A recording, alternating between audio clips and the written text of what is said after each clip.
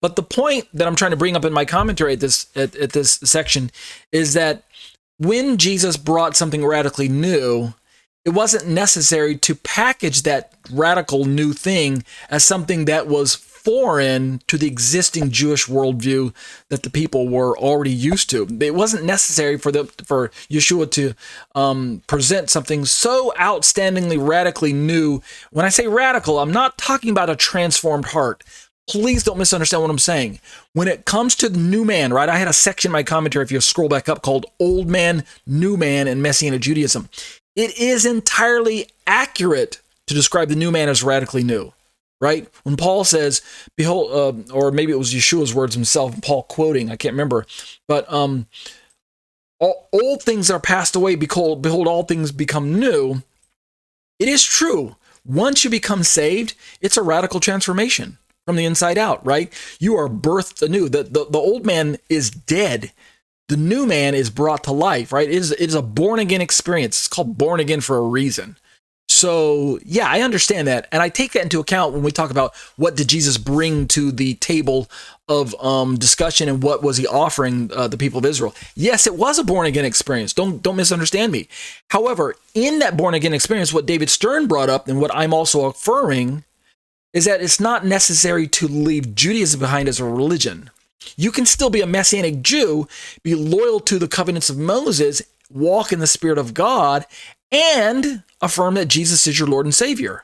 It's entirely possible. Messianic Judaism, like you see in my little graphic that flashes across the screen during these studies, Messianic Judaism is not an empty set. Yes, you can be Messianic and Jewish at the same time. So was God offering a New Testament or New Covenant, right? Was he pulling the bait and switch? That's what we talk. That's what I mean by defining Messianic Judaism narrowly as new. I conclude this little paragraph by saying the prophecies of the TaNaKH simply do not foretell of the coming Messiah's supposed desire to swap out Judaism with a brand new religion once he arrives.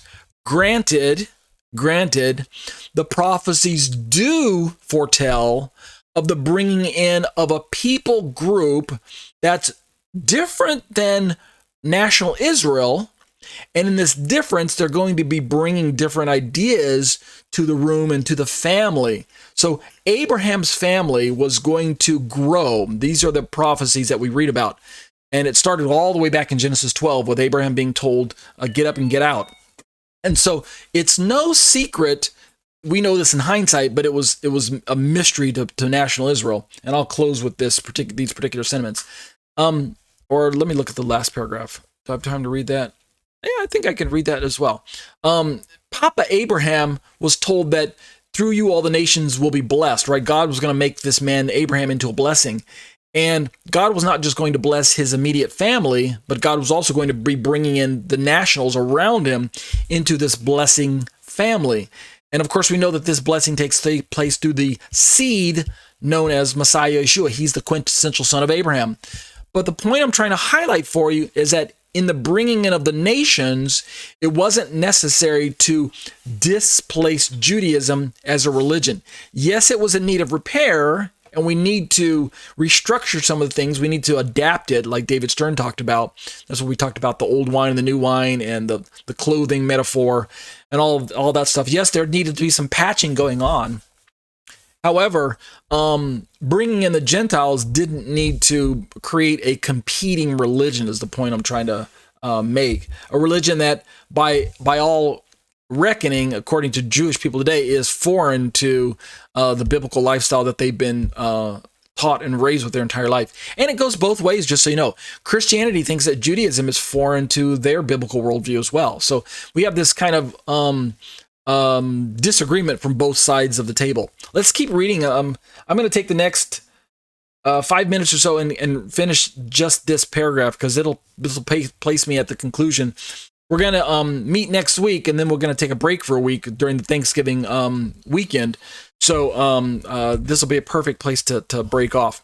I say in my commentary, in an effort, right, we're still in summary, in an effort to provide a well-rounded teaching on the passage in question, we lastly cited the notes of Tim Hegg, right? He's my favorite Messianic Jewish author, go-to author when it comes to just about anything in the Torah. I can't recommend his teachings more to you all out there. He's just your wealth of information and resource and scholarship. That's one of the reasons, as I pause, one of the reasons why I appreciate his resources so much. It's not because I just like the guy.